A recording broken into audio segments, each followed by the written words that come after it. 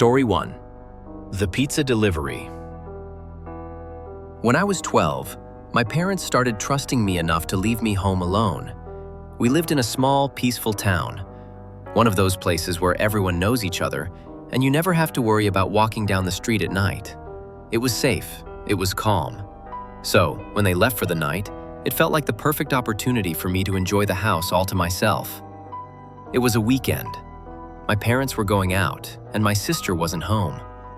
They left me $20 for pizza and some snacks, and I was set for a night of video games. I remember the night vividly. I was obsessed with James Bond games back then, and I'd just finished playing Nightfire for the third time. I switched out the disc for Agent Under Fire, but pizza was on my mind. I called Giannis, our favorite local pizzeria. It had been around forever, but it closed down years ago. Back then, it was only a short walk away. I was the kind of kid who could eat 3 slices of pizza by myself, no problem. I paid with the money my parents left me, including a $4 tip for the delivery guy. A decent tip for a 3-block trip. The guy who showed up was rough-looking, around his 30s, long, dirty beard, glasses, and a black trucker's hat. I handed him the 20 and took the pizza. Just as I was about to close the door, he paused, looked up at me, and asked a strange question. "Are you alone here?" It felt off. My parents had always warned me about being cautious with strangers. I quickly lied, saying they were on their way home. In retrospect, I should have just said no, but I wasn't thinking straight. I shut the door and went back upstairs. I ate 3 slices, wrapped the rest in foil, and shoved it in the fridge. I got back to playing Agent Under Fire, my mind buzzing. The hours passed. It was probably around 11 p.m. when the doorbell rang again. Expecting it to be my parents, I rushed downstairs. But when I called out through the door, there was an unfamiliar voice on the other side. "Hey, I need help." I froze, my heart pounding. He didn't ask for a specific person. He just needed help and wanted to use the phone. I hesitated. "Who is this?" I called out. He repeated the request, more insistent now. Something told me not to open the door. Common sense kicked in. Never open the door to strangers. I went upstairs, trying to ignore the feeling crawling up my spine. But then, just as I was walking up the stairs, I heard the man bang on the door. "Wait, please, I need help." I glanced down through the glass and saw him. He was standing there, staring straight back at me through the dark, his face shadowed. I bolted up the stairs, ran to my parents' room, and locked the door. I grabbed the house phone and called my mom. My voice trembled as I told her what was happening. Her tone shifted immediately. She asked if I had spoken to the man, and I told her everything, about the pizza guy asking if I was alone. She told me to stay in the room, lock the door, and not to make a sound. As I sat in silence, trying to steady my breath, I heard something, the faint sound of footsteps downstairs. Someone was inside the house. I whispered to my mom through the phone. Her voice became more frantic, and I could hear her talking to the police, trying to get them to hurry. I stayed hidden, trembling, as the footsteps slowly climbed the stairs. They paused outside my sister's room, and I could hear the faint sound of someone walking down the hallway. The doorknob turned. I froze, my heart racing. Whoever it was trying to get in. I couldn't move. The footsteps continued, down the stairs again, and then out of the room, fading into the house. I couldn't breathe. I just sat there, gripping the phone, not daring to make a sound. Then, I heard the unmistakable sound of someone pounding on the door, but not the front door. This time, it was the back door. It was wide open, and the intruder had clearly let himself inside. My mom screamed at the police to hurry. Minutes felt like hours. Finally, I heard the police arriving. I expected them to burst through the door, but instead I heard 4 sets of heavy footsteps outside.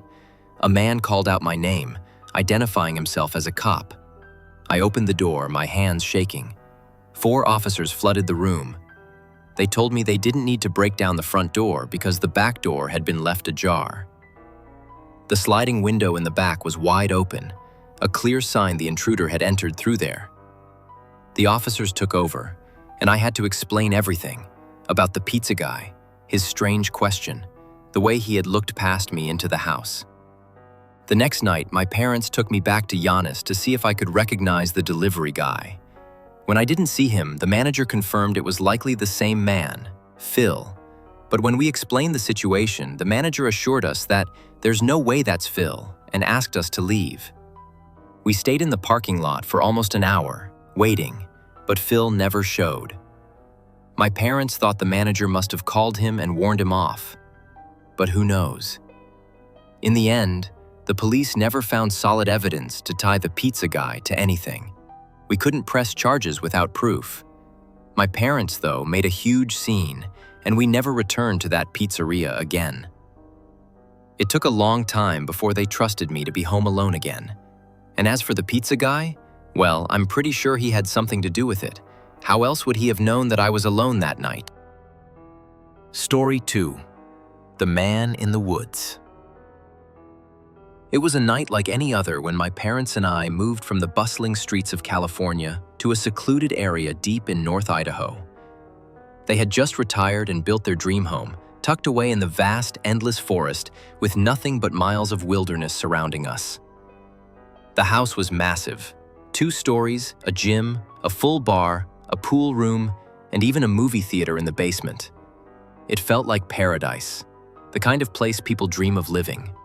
Or so I thought. I was a teenager, dating my high school girlfriend at the time. One night, with my parents out on a dinner date, I invited her over to hang out. We were completely alone. I cracked open a beer, underage but carefree, and we headed down to the movie room to watch Gladiator. Everything started off normal. The movie played on and we laughed, joked, and enjoyed the evening. But somewhere near midnight, something shifted in me. It was like my body sensed something I couldn't see. This overwhelming fight-or-flight response took over. My heart began to race and I kept glancing at the windows, which opened to the pitch-black woods. The eerie feeling of being watched crept over me, though I couldn't explain why. I didn't want to freak out my girlfriend, so I kept it to myself. The tension only seemed to build, and eventually, the movie ended. I walked her upstairs and out to her car, relieved to be out in the fresh air. But as I turned to head back inside, I realized I had left the lights on in the bar and movie room. I went back downstairs. The house was dead silent, the kind of quiet that felt wrong in such a large, isolated place.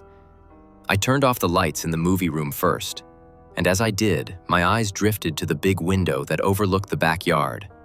That's when I saw him. A man. He looked wild, like a homeless wanderer. Hair unkempt, clothes filthy. But it wasn't his appearance that froze me in place. It was his smile. It was wide, manic, and absolutely deranged. His eyes were wide and unblinking, staring right through the glass. In his hand, he held a knife, gently tapping it against the window over and over. I thought I was hallucinating, but the longer I stared, the more real it became. Panic rose in my chest as I slowly backed away, trying to get to the bar room to shut off the lights. But as I did, I saw him move, calmly walking from the window to the sliding door. His smile never faltered. His eyes never left me. He stood there, less than a foot away from the glass, just watching me. I didn't know what to do. I went upstairs without a word. My parents had just returned home, and I rushed to tell them what had happened. "I think I need to go to the psych ward or something," I told them, still shaken. I swear, I just saw a guy with a knife, watching me outside. My mom went pale, and my dad's face hardened. Without a word, he grabbed his rifle and stormed out the door to check the property.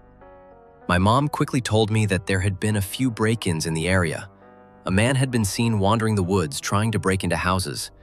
The description I gave matched perfectly. The police came, but they found nothing.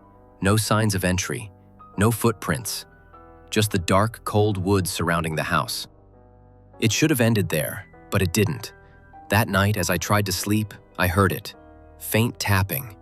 At first, I convinced myself it was nothing, but the sound continued night after night, hours of tapping, like metal on glass.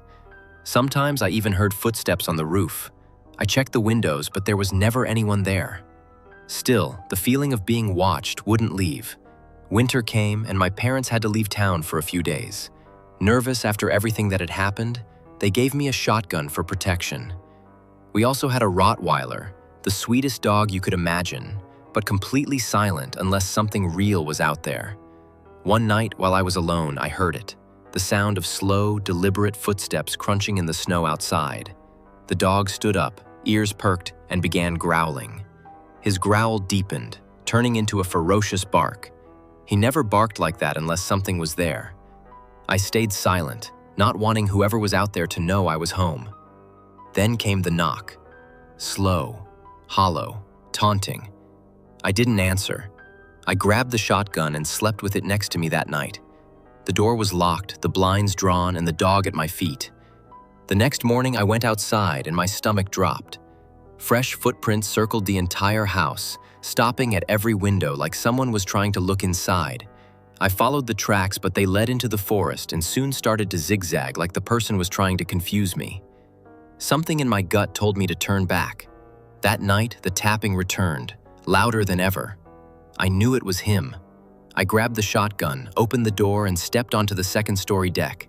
I flipped on the fog lights, and there he was, the same man, the same creepy smile, and those dead eyes staring directly at me. He held the knife in his hand, tapping it once more. I raised the shotgun, my voice trembling but determined. "If you don't leave, I'll put one right through you." He didn't flinch. He didn't move at all. He just stared at me, smiling. I fired a warning shot into the air, and that's when he staggered back, still grinning, and slowly retreated into the woods. Without thinking, I let the dog loose. I sprinted downstairs, threw open the sliding door, and watched as the dog bolted into the forest like a black missile, barking and snarling. I'd never seen him that aggressive. I'm sure the dog had a shot collar, but I like to think he chased the man off for good. After that night, I never saw the man again. But I'll never forget that smile, the dead eyes, and the feeling of being hunted in my own home. Story 3. The Man in the Window. It was March of 2022 during spring break when my friends and I decided to get away for a few days. We were all in our second year of college, and we figured a cabin trip would be the perfect escape. No school, no stress, no phones, just peace and fun. There were 6 of us, me, Matt, Chris, Tyler, and 2 girls, Jess and Sarah. We'd all been close since freshman year. The cabin we found seemed like a steal. 2 stories, a wraparound porch, 2 bathrooms, and it was located near a lake. It was on private land, far away from any towns, surrounded by forest. The owner had this thick southern accent, and while talking to him on the phone, he gave us one warning. Don't go wandering too deep into the woods. Some old stuff back there, wells busted, fences, snakes. You don't want to get turned around. We laughed it off, thinking he was just trying to add some spooky charm to the place. But when we arrived, things felt different. The drive took forever, and the last hour was a dirt road, barely wide enough for one car. The trees closed in around us as we got closer, and when we finally saw the cabin, we all kind of went quiet. It didn't look like the pictures. Older, dirtier, with dusty windows and shutters hanging loose. There was a strange smell outside, like old garbage and wet wood, but we tried to brush it off as just adding character. By 7 p.m., we were already grilling outside, playing music and drinking. But as the night went on, the woods got darker. I mean, pitch black. The porch light barely lit up a few feet in front of us. The trees felt like they were pressing in, suffocating the cabin. No bugs, no wind, just complete silence. We all shrugged it off and went inside around 11 p.m. when it got too cold to stay outside. Around 4:15 a.m., I woke up. No reason, just wide awake, like something had poked me. I laid there for a second, heart pounding. Then I heard it. Tap, tap, tap. At first, I thought it was the heater, but then it repeated, steady and rhythmic, not mechanical. It sounded like fingers tapping on glass. I looked at the window and froze. There was a man standing there. His face was pressed up against the glass, his skin pale and sickly, hair wild, and no shirt. His mouth hung open, like he was breathing through it. His eyes were wide, staring, not blinking, not moving. He just stood there, tapping slowly, like he was playing some twisted game with me. I felt my body lock up, too scared to even scream. The tapping got faster. I whispered for Matt, who was sleeping on the couch just outside my room. He woke up groggily and asked what was going on. I pointed, and when he looked over, his eyes widened in shock. He jumped up and knocked over the coffee table in his rush to get to the porch light. By the time Matt ran outside, the man was gone, but the fear didn't leave. We all gathered in the living room, terrified. Tyler tried to brush it off, saying it was just a drunk local messing with us. Chris thought it might be a hunter who got lost. But I knew better. That man wasn't lost. He was watching us. The next morning, we found the footprints. Bare, human footprints circled the entire cabin, stopping at every window. Every single one. Even the little window above the upstairs shower. It should have been the end of the trip. We should have left. But we didn't. We stayed. Dumb, stubborn kids. Night 2 came, and the energy had shifted. Drinks were still flowing, music still blasting, but everyone was on edge. Jess didn't drink, and Chris kept his hunting knife on his belt. We locked all the windows and double-checked the doors. Around 3:30 a.m., Matt got up to grab some water. He stopped in the hallway and called my name. I got up to see him standing there, pointing. In the kitchen stood the man. This time, he was inside, naked, his back covered in long, raw-looking scratches. He was standing in front of the fridge, staring at it like he didn't know what it was. He made this slow, swaying motion, like he was rocking on his feet. Matt didn't speak. He just backed up. We all silently gathered at the hallway entrance, weapons in hand. Me with a pocket knife, Sarah with the fire poker, and Chris with a broken chair leg he'd snapped earlier. We turned on the light, and the man was gone. The back door was wide open, but it wasn't broken or forced. It was just open. We didn't stay another minute. We packed only the basics, wallets, phones, keys, and drove through the woods until we had enough signal to call the sheriff. When we met the deputy at a diner off the highway, he didn't seem surprised. He asked if anyone was hurt, then casually said, "Yeah, we've had some trouble with folks squatting up in those woods. Not always right in the head." We tried to explain that it wasn't just some random homeless guy. This man had been watching us. He came back 2 nights in a row. He had a key or somehow got inside. The deputy just nodded like he'd heard it all before. When we mentioned the cabin owner, the deputy's face changed, just slightly. It was like he knew him. The listing for the cabin disappeared a few days later, completely wiped from every rental site. We never got any answers, never got a call, and we didn't even get our deposit back. But the worst part? That face. The way he stared at me through the window. Sometimes when I wake up in the middle of the night, I still see it. And we don't talk about that trip much anymore. As far as I know, none of us have been back to South Carolina since. Don't forget to like and subscribe. And remember, the darkness is always surrounding us, just waiting for a chance. Thanks for watching. See you next story.